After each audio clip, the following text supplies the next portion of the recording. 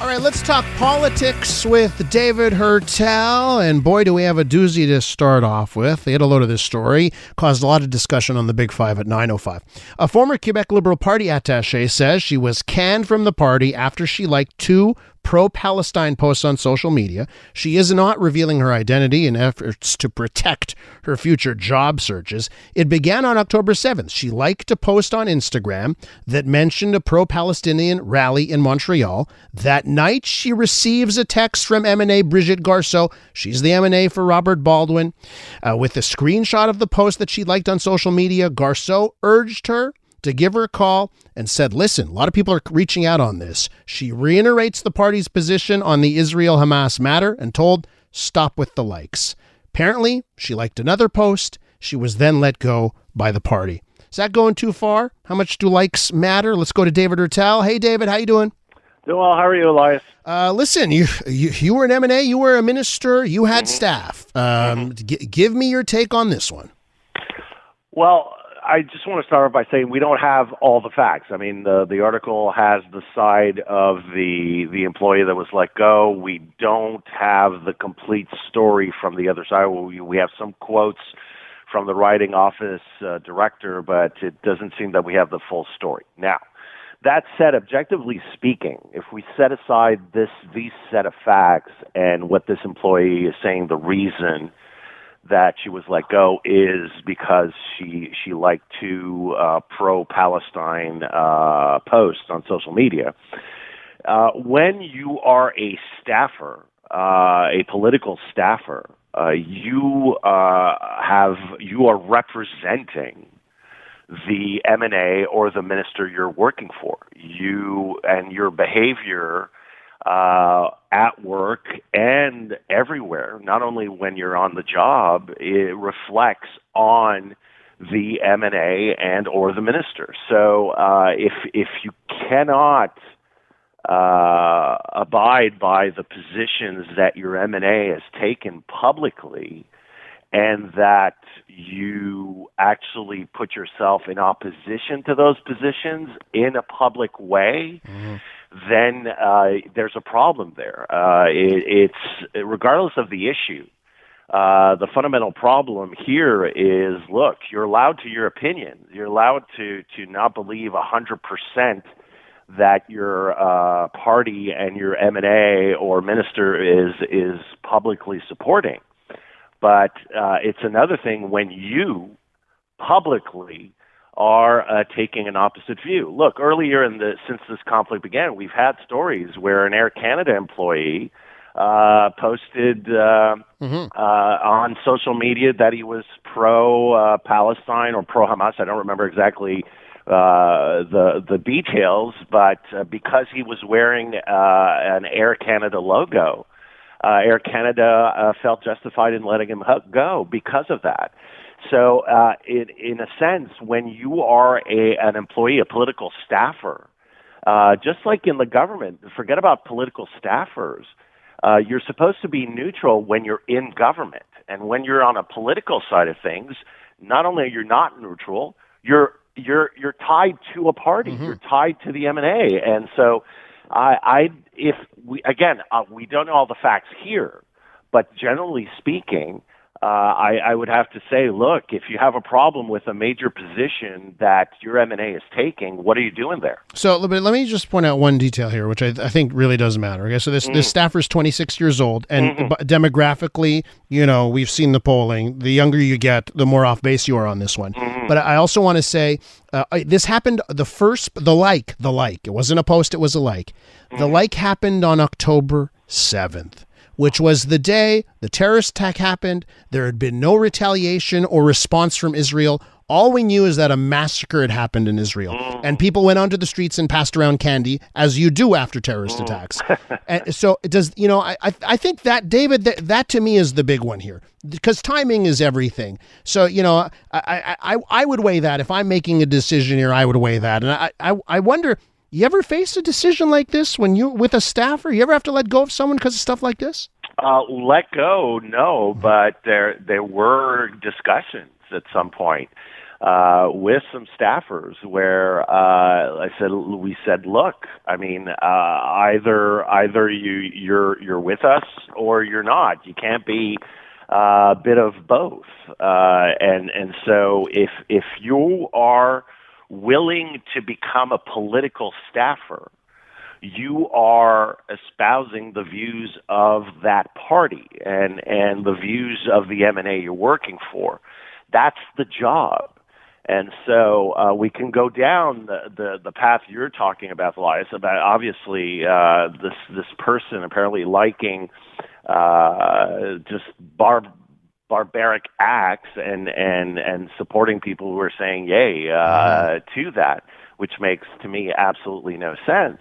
But at the same time, it's the same thing when you're in a party. I was part of a caucus, and I remember at some point on certain big decisions, some MNAs were sort of leaking that they were against. And I remember our leader at the time, our House leader, Jean-Marc Fournier, having to say, look, you have a choice here. If you're part of the Liberal Party, once a decision is made, you can air your grievances, but once a decision is made, you have to be in solidarity with that decision. If you're not, then here's the door. I mean, this young lady, if it's about being pro-Palestine, she can go work for Quebec Solidaire. But that's not the position of that MNA. But Brigitte Garceau has been very clear. On October 9th, she was at the big pro-Israel rally here in Montreal. And she's been very vocal, along with her colleagues, like Elizabeth Prass, amongst others. So I don't understand why, I get that it's a grabby headline for Radio-Canada because we know where Radio-Canada stands on these types of issues.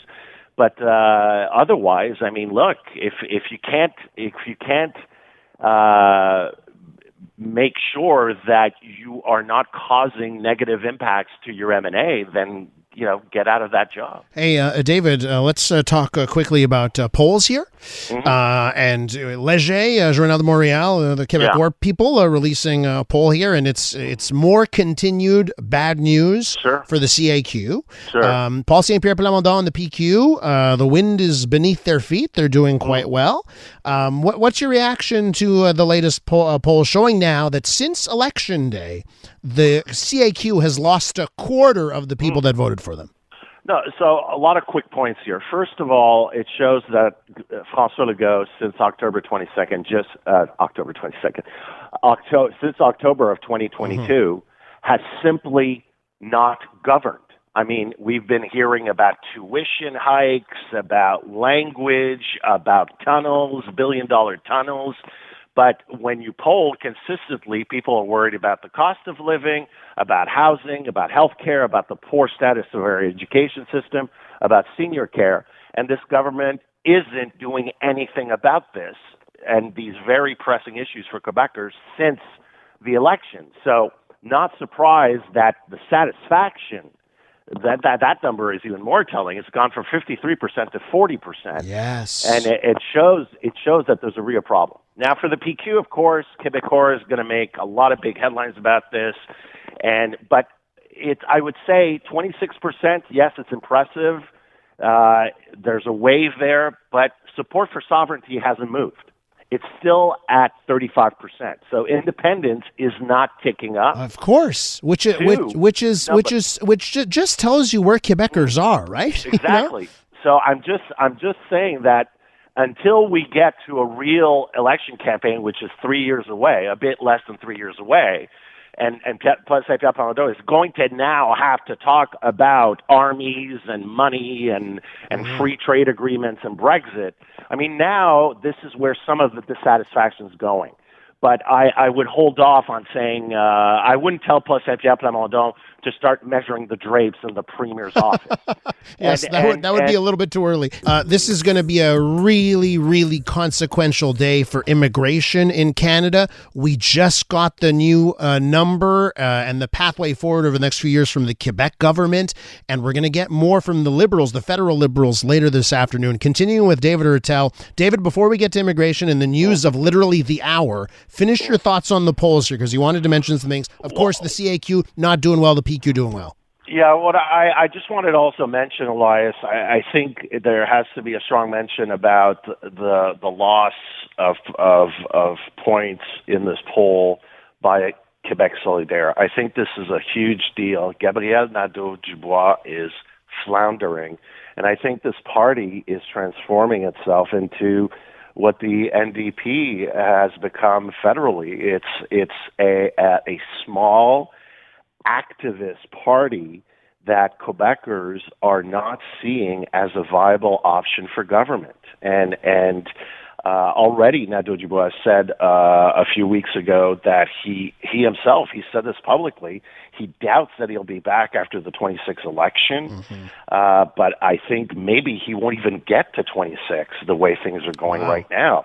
And some of the QS support is adding to the PQ support right now. Very clear, David. Very clear on that front that the PQ is stealing. Like basically 2/3 is coming from CAC, but 1/3 is coming from the Quebec Solidaire.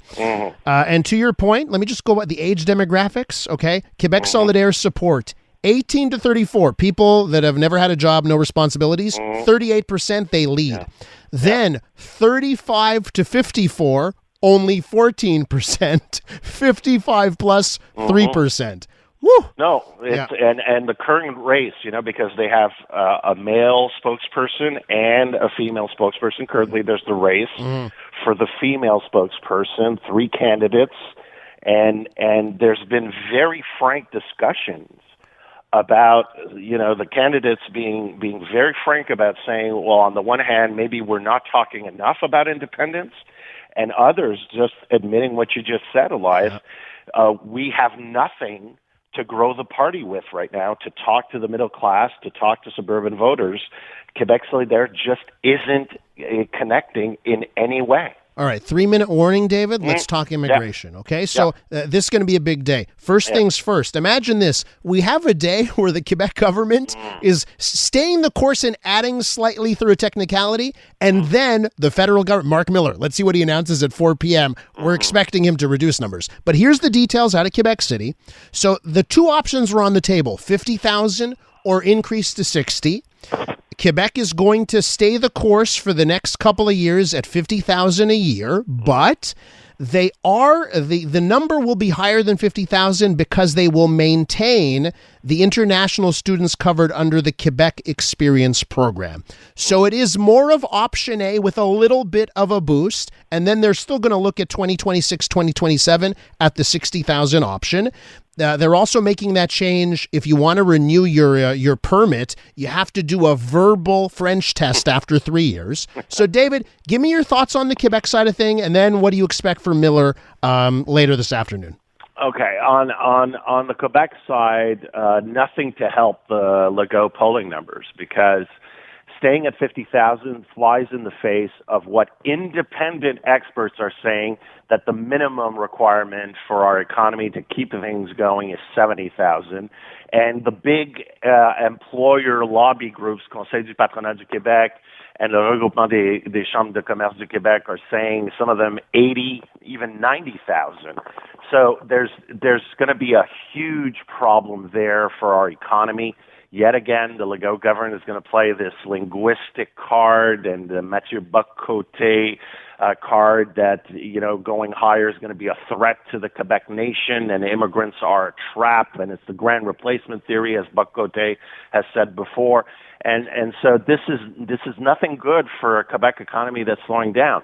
On the federal side, you might see a slight reduction in the numbers, but it's not because we don't need them, Elias. It's because the immigration minister, this is our 3rd immigration minister in 3 years, Elias. Think about that.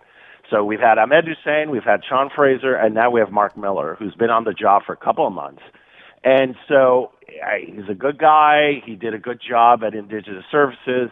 But the fact is that we still have an antiquated immigration ministry that is understaffed, underfunded, and applying policies that date back to the 20th century in terms of immigration. So we have a lot of problems there on how to integrate immigrants. Uh-huh. It's not that we need a lot of immigrants. It's not the number, Elias. My philosophy is that we need as many immigrants as we can, economic immigrants. We need to do our humanitarian part on refugees. But you have to be able to integrate them, David. There you go. But you got to work with the cities. You got to work with the provinces. You got to work with community groups that take care of integration. You got to invest in that, but also get rid of all the ridiculous red tape and all these incidents. You've spoken about this on the Big Five last few weeks about an immigrant that gets his citizenship, but the rest of his family is kicked out. Mm-hmm. It's ridiculous. You have all these crappy red tape 20th century situations that just don't mesh with the realities and the needs of 21st century Canada. David, catch you on the Big Five next Monday. Be well. All right, take care. That's David Heurtel. We're going to wrap up the Elias Macko Show next. Join all of Canada and start your morning in the know with CTV Your Morning. Weekday mornings at 6 on CTV and CTV News Channel. Now is the time to support Israel. Now is the time to bond with Israel. If you support Israel, buy Israel bonds today. The proceeds of your investments will provide much-needed assistance in Israel. Make a direct investment in the state of Israel. Help strengthen Israel's economy. Call